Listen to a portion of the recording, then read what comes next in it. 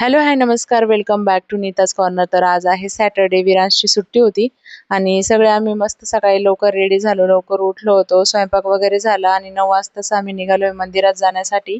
अधिक मास चालू आहे त्यामुळे म्हटलं कमीत कमी मंदिरात जाऊन येऊ, कारण आम्ही कुठेच गेलो नव्हतो. अधिक मास संपत आलाय आता.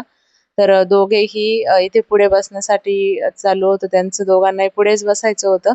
त्यानंतर आलोय आम्ही इथे मंदिरात आणि हे साईबाबांचं मंदिर आहे. मी भरपूर व्लॉगमध्ये शेअर केलेलंच आहे.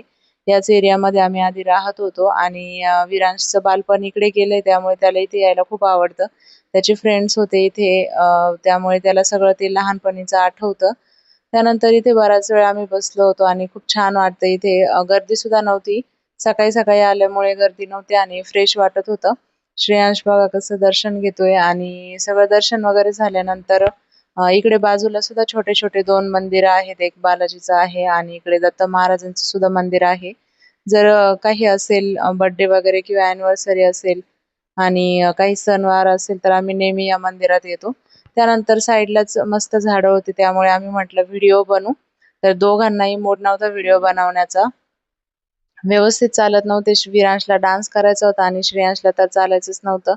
विरांश पळाला त्या मागं श्रेयांश सुद्धा जोरात पळाला, पण त्याला व्हिडिओमध्ये पळायचं नव्हतं, चालायचं नव्हतं.